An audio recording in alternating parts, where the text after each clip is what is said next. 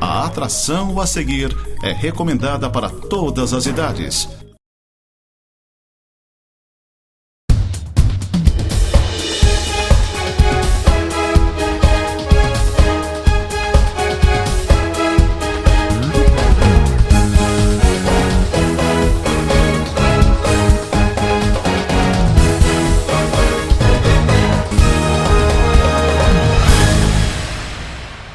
Muito bem, amigos, é um prazer estar de volta com o nosso programa Tema Livre aqui na Nova Era TV.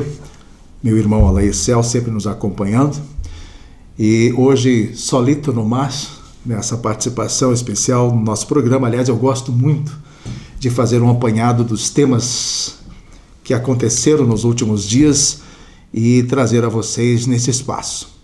Era para ter uma entrevista com o vereador Jair Júnior, que é o relator da CPI da Semasa, mas ele acabou tendo talvez um contratempo e não compareceu. Mas enfim, deixamos para uma outra oportunidade. Já que falamos em Jair, eu quero abrir o nosso programa falando exatamente da CPI da Semasa, que está transcorrendo, e no próximo dia 28 deve ser apresentado o relatório final. Há uma grande expectativa em torno disso, uma vez que o objeto desta CPI é investigar os contratos terceirizados entre a Semasa e as empresas que hoje estão e que estiveram trabalhando nesse processo na empresa de águas e saneamento do município de Lages. E várias oitivas já foram realizadas, inclusive com 3 ex-prefeitos, Tony Duarte, que acabou sendo prefeito no lugar de Eliseu Matos, na época em que ele também teve os contratempos envolvendo a Semasa e foi afastado, esteve preso, e aí então Tony se tornou prefeito naquela época, então foi também convocado para falar sobre a CPI. Tony praticamente não revelou basicamente nada, diante do que foi lhe questionado, apenas disse que seguiu tocando o barco em função da avalanche de problemas que surgiram no momento em que ele se tornou prefeito por obrigação. Na sequência, foi ouvido o ex-prefeito Eliseu Matos. Ele sim teve participação efetiva na Semasa, foi julgado e hoje também foi inocentado a respeito do processo e ele acabou então indo na CPI da Semasa e falou a respeito da sua participação na época. Já na quarta-feira, na sequência, o terceiro prefeito, ex-prefeito, o João Raimundo Colombo, ex-governador, ex-senador, ex-deputado, enfim, também foi questionado. Curiosamente, nas 2 últimas sabatinas, nas últimas 2 oitivas, houve um desentendimento com o relator, que eu não vou trazer aqui os detalhes, mas que foi algo até bastante desagradável em função de basicamente ter fugido do objeto da apuração que está sendo executada pela CPI, no caso específico de João Raimundo Colombo, quando foi abordado o assunto da Odebrecht, que já é um assunto encerrado, ele foi inocentado no fato, e também questões pessoais envolvendo o ex-prefeito, o ex-governador. E aí então praticamente se perdeu o objetivo dos questionamentos feitos pelo relator. Uma pena o Jair não ter comparecido, que nós iríamos conversar melhor para que ele explicasse todo esse procedimento que vem sendo adotado. A novidade nesse processo todo da CPI da Semasa é um requerimento da própria presidência da CPI, através do vereador Dr. Heron, de convidar os já réus na Operação Mensageiro, Antônio Seron, nesse processo envolvendo a Semasa, e também os secretários Antônio Arruda e Eroni Delfis, da Secretaria de Meio Ambiente. Então, esses 3, a partir de um requerimento enviado para a Procuradoria de Justiça, para ver se a desembargadora vai liberar ou não, para que eles também sejam ouvidos pela CPI da Semasa. É uma questão que a gente vai acompanhar nesse andar da carruagem, para ver se vai haver então a deliberação para que eles venham como testemunha participar da CPI da Semasa, mesmo estando presos. Mas enfim, a semana foi bastante movimentada na questão política aqui na cidade de Lages, por conta da presença do governador Jorginho Melo, ele que está ouvindo pelo estado de Santa Catarina todos os gestores municipais para entender deles as prioridades das demandas e assim então ver como o governo do estado vai atuar na destinação de convênios e recursos, enfim, para dar então prosseguimento a obras que estão paradas e obras que precisam ser começadas a partir do que for apresentado por cada prefeito do estado de Santa Catarina. Ele está ouvindo um a um. Primeiro ele participa de uma reunião, assina algumas ordens de serviço, assina convênios, entrega benfeitorias, enfim, coisas assim, como em Lages, por exemplo, anunciou praticamente 320 milhões de reais em investimentos, não para Lages, mas para toda a região da Mures, para os 18 municípios, na área de saneamento básico, na área de águas, através da Casan, e também no campo de energia elétrica, através da Celesc, e ainda ele fez a entrega de veículos para a Polícia Civil, veículos descaracterizados, totalmente novos para o trabalho específico da Polícia Civil. Então, foram praticamente mais de 320 milhões de reais anunciados em recursos, claro, distribuídos aos 18 municípios da Mures. Na quarta-feira, ele esteve lá em Campos Novos, ouvindo também duas regiões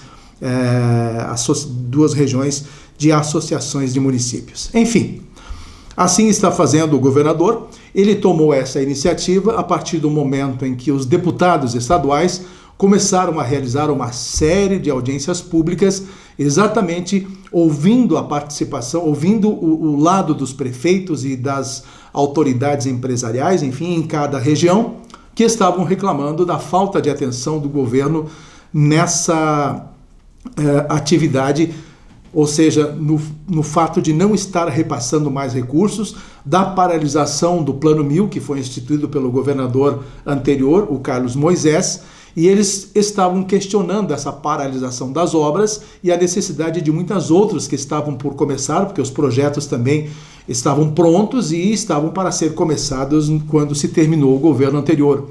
E aí Jorginho Melo praticamente não estava falando nada a respeito disso, e terminada praticamente a lua de mel do governo de Jorginho Melo, 3, 4 meses de governo, começaram a aparecer esses problemas e a Assembleia Legislativa atendeu o apelo dos prefeitos e começou a realizar algumas audiências públicas, exatamente determinando para que o governo do estado desse um retorno aos gestores municipais diante das suas necessidades, né, para essas obras que estavam paralisadas. Aí então houve a reação do governo, que nessas audiências públicas já foi mandando o secretário de infraestrutura para acompanhar e dar a contrapartida para os prefeitos, e aí então ele tomou a iniciativa de fazer essas reuniões macro-regionais para poder então acalmar os ânimos dos deputados, dos prefeitos municipais e dar um panorama mais claro a respeito de como ele vai conduzir esse processo, exatamente ouvindo as principais demandas, as prioritárias dos prefeitos, e até conseguiu, porque as audiências públicas dos deputados com as regiões, aconteceu uma lá no oeste do estado, em Pinhalzinho, outra em Chapecó e outra em Concórdia, e parou por aí. Então agora não estão mais sendo realizadas as audiências de cobrança dos deputados e nem dos gestores. Eles estão já indo diretamente nas reuniões com o governador. Então em Lages foi muito produtiva esta reunião, né? Todos os municípios tiveram contemplações de 1 milhão, 2 milhões em investimentos na área de água e na área também de saneamento básico, enfim, energia elétrica, extensão disso, extensão daquilo, e assim o governador está apaziguando os ânimos. Por falar em governador, eu só quero trazer um assunto aqui bastante ainda que está sendo trabalhado e até um certo ponto delicado, que envolve a questão da universidade gratuita. Esse projeto já está na Assembleia Legislativa, e está havendo bastante divergência na aprovação ou não deste projeto da forma em que ele foi proposto, ou seja, 80% para as entidades ligadas à CAF e 20% apenas de bolsas para as universidades particulares. Aí então está uma briga bastante grande e dentro da Assembleia Legislativa o assunto também é divergente. Os deputados estão também tentando encontrar um ponto de equilíbrio diante desta necessidade de maior liberação para as universidades particulares.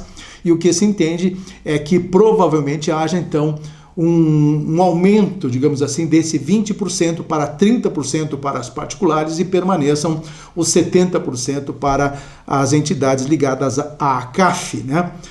E a partir disso tudo, quem sabe haja então esse consenso, uma vez que o governo do estado, através do governador Jorginho Melo, não está aceitando, ele quer manter o projeto na forma original, ameaça inclusive tirar o projeto da Assembleia Legislativa, caso não seja como ele quer. E politicamente eu vejo aí um grande problema para o governador Jorginho Melo, porque dentro das universidades federais ele teve, aliás, das universidades particulares, ele teve também bastante voto, né? Não apenas nas universidades públicas, ou seja, as filantrópicas ligadas à CAF. Então, politicamente, ele pode ter aí um revés bastante negativo no campo da educação, do ensino superior. Então, entendo que a partir dos primeiros dias de julho, lá pelo dia 5 ou 6, esse projeto vai ser votado na Assembleia Legislativa e os deputados vão criar realmente uma discussão bastante ampla em cima disso. Se propôs 50% a 50%, depois 60% a 40%, né, 25% a 65%, mas agora parece que as coisas estão entrando num consenso de 70% para a CAF e 30% dos recursos para as universidades federais. Não sei se isso tudo vai se concretizar, mas a gente vai acompanhar esse debate nesse processo lá na Assembleia Legislativa. Tá bom? De governo do estado, é por aí, logo logo trago algumas coisas envolvendo a Operação Mensageiro aqui no nosso programa. Até mais, em 2 minutinhos.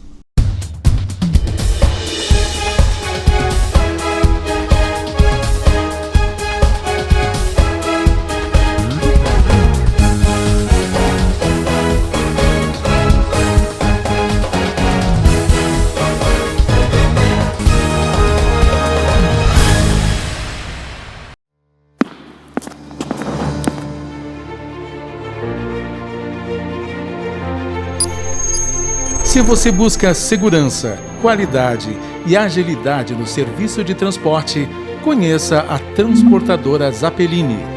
Levamos de norte a sul do país a sua carga em caminhões modernos e com profissionais qualificados. Transportadora Zappellini, transportando com qualidade e segurança para as melhores empresas do Brasil.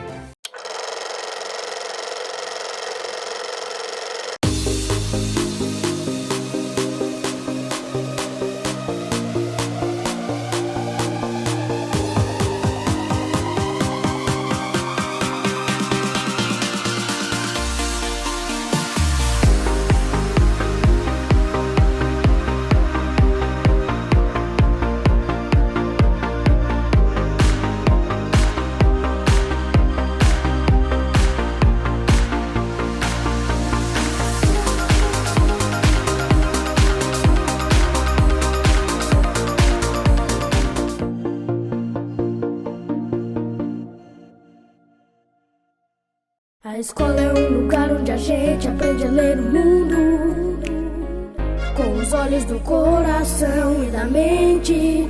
Aquela que a gente pode vir todos os dias e nunca sentir vontade de ir embora. Aprender brincando. Se você é capaz de brincar, de cantar, você alcançou a liberdade.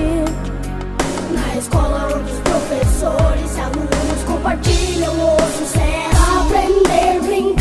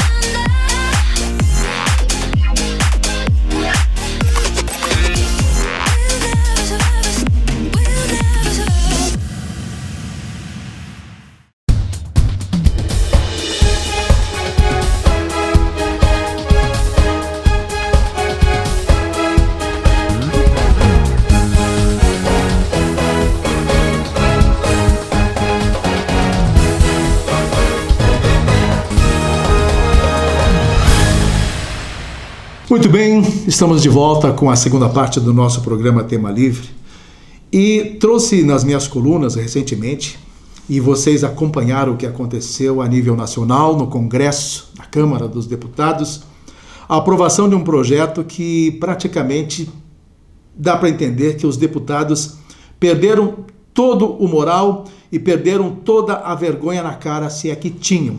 Obviamente nem todos, uma grande parte votou contra e uma parte maior votou a favor. Eu estou me referindo de um projeto votado em causa própria e que realmente eles perderam o senso da moralidade, né? O projeto que tipifica os crimes de discriminação e agora vai seguir para análise do Senado. A autoria é da deputada Dani Cunha, filha de Eduardo Cunha, vocês conhecem muito bem. E eu até escrevi que parece piada de mau gosto a aprovação desse projeto, eles que tipificam o crime de discriminação contra eles e a outras classes, tais como o Poder Judiciário, generais e outros que estão ligados politicamente em algum cargo público.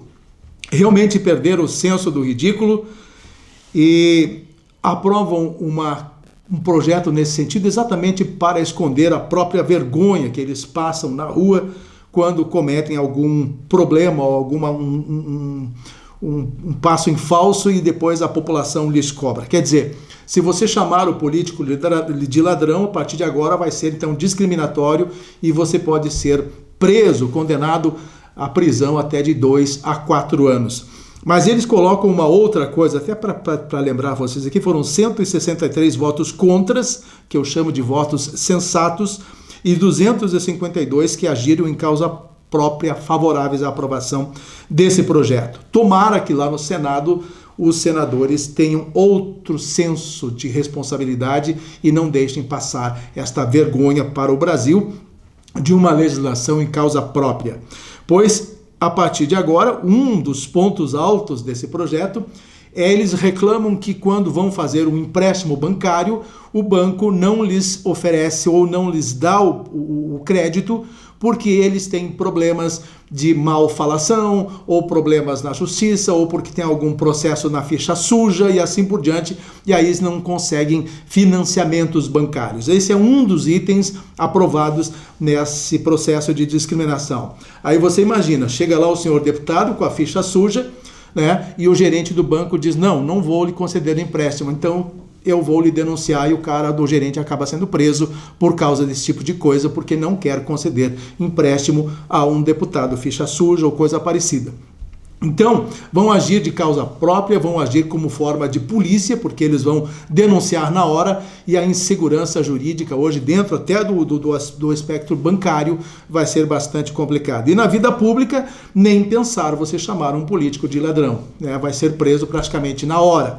Então são coisas que a nossa política está se perdendo, né? Nós estamos exatamente perdendo a liberdade de expressão e a democracia os dois itens estão se esvaindo da nossa sociedade, né? Democracia praticamente já não existe, liberdade de expressão também praticamente não existe e assim por diante. Então nós temos que tomar várias precauções para não falar bobagem nesses momentos que a gente está gravando alguma coisa nesse sentido. E tem coisa para falar que a gente gostaria, mas basicamente a nossa Constituição, nesse item da liberdade de expressão, já não vale mais, já rasgaram. Enfim, coisas que a gente precisa observar daqui para frente e tomar muito cuidado e sentir como vai ser a conduta da política nacional a partir de agora com tanta instabilidade.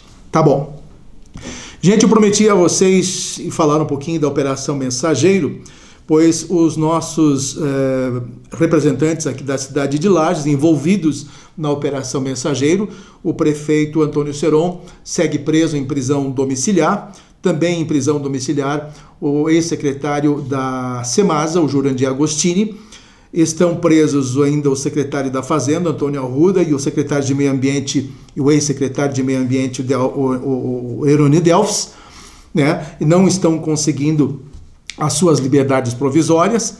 E a grande novidade nesse sentido é que todos eles se tornaram réus. A partir de agora, vão responder processo por corrupção ativa, enfim, envolvimento nesta questão da Operação Mensageiro, envolvendo a empresa de lixo Serrana em vários municípios do estado de Santa Catarina, e que, segundo se fala, o maior escândalo de corrupção de Santa Catarina da história. Mas seja como for, esta é a situação deles. A novidade que se apresenta é um requerimento do presidente da Comissão Parlamentar de Inquérito, da CPI da Semasa, o vereador Heron Souza, pedindo para a Justiça a liberação desses três, Seron, Delfis e Arruda, para que eles venham também prestar depoimento na CPI da Semasa, e a gente aguarda se vai haver ou não deliberação. Tenho lá minhas preocupações diante dessa questão, porque não sei como será conduzido esse processo a partir do exemplo que nós tivemos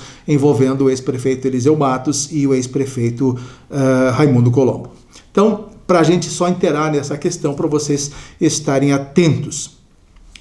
E encerrou a nossa Festa Nacional do Pinhão. Eu acho até que foi um grande sucesso o evento, a cidade esteve extremamente movimentada, grandes shows e tudo mais, nada a contestar nesse quesito. A preocupação passa agora com a próxima edição, a 34ª Festa Nacional do Pinhão, que já tem data, inclusive, para começar, começa em maio, vai terminar em 2 de junho, em função do feriado de Corpus Christi, tem que se adequar naquele feriadão e tudo mais, já tem então data para acontecer. E sabe-se que logo a Prefeitura vai apresentar a nova licitação, a abertura de nova licitação, para encontrar então uma empresa terceirizada, a exemplo da Opus, que tocou nesses 2 últimos anos, para a próxima edição. Minha preocupação é se teremos uma empresa e realmente tornar a nossa Festa Nacional do Pinhão em 2024 realizável. A gente vai acompanhar todo esse passo. Muitas modificações internas na prefeitura, inclusive na própria Fundação Cultural, fala-se que Giba estaria saindo da fundação, há um descompasso em função da gestão do atual prefeito em exercício, o Juliano Polese, e não se sabe se volta Antônio Seron, e as coisas então estão bastante complicadas. A grande novidade nesta Festa Nacional do Pinhão foi a prorrogação do Recanto do Pinhão, que ainda vai ficar ativo até o próximo dia 24, 2 semanas após o encerramento da Festa Nacional do Pinhão. Não sei como é que está sendo hoje a movimentação, não fui nem um dia após a festa lá no Calçadão para ver essa atividade. Passei por perto, ouvi música, então quer dizer, as coisas estão funcionando. Segundo alguns clientes, até pessoas que eu conversei dentro da Festa Nacional do Pinhão, aliás, dentro do Recanto do Pinhão, dizem que gostariam que fosse o ano inteiro, porque o movimento está maravilhoso para eles no entorno do Recanto do Pinhão. Então, seja como for, a cidade segue ainda com esse resquício da festa, com atividades no Recanto, belas atrações, nossos músicos regionais e locais se apresentando, e a gente convida a população para que prestigie. E ficamos na expectativa para ver quais serão os acontecimentos dentro da prefeitura, já que alguns secretários estão tirando o time, o caso de Thiago, da Secretaria da Agricultura, que também já saiu do quadro de secretariado da Prefeitura de Lages. Enfim, coisas que estão por acontecer no campo político e que daqui para frente nós vamos estar muito atentos às possíveis candidaturas à Prefeitura de Lages, que em função desse problema com o Seron está remexendo esses quadros, e a gente vai buscar as informações, analisar melhor e trazer com mais objetividade a todos vocês como que este quadro vai se desenhar a partir de agora. Mais ou menos isso, tio Céu? Perfeito? Encerramos assim mais um Tema Livre, e a semana que vem, se Deus quiser, a gente está de volta. Até lá.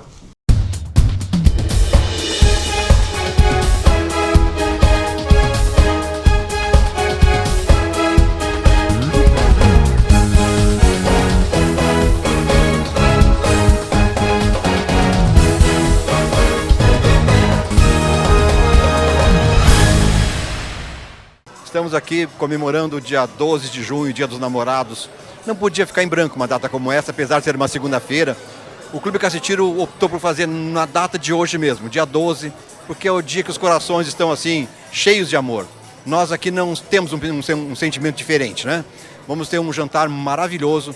A Rosângela que adaptou o cardápio, né, que fez a contratação. O Márcio Rosa e o Marreta vão fazer um show pra gente. Tenho certeza que vai ser um evento bonito e que os corações aí vão ficar bem aquecidos, apesar da temperatura horrorosamente fria lá fora. Chama minha atenção a força do amor, que é livre pra voar, durar para sempre. Quer voar, navegar outros mares, dá um tempo sem se ver, mas não se separar. A saudade vem, quando vê não tem volta. Estamos muito felizes aí, mais um evento conduzido brilhantemente pela nossa diretoria social. Muitos convidados aí, tá casa cheia, pode-se dizer assim. A gente está muito contente. Todos os eventos que a gente tem participado aí durante esses 8 anos que a gente esteve à frente do clube aí, sempre tiveram uma grande adesão do nosso público, e a gente está feliz por mais essa noite aí, uma noite muito especial para a gente curtir aí junto com a nossa sociedade, junto com nossos amigos, enfim, com todos que estão sempre prestigiando e comparecendo aos nossos eventos.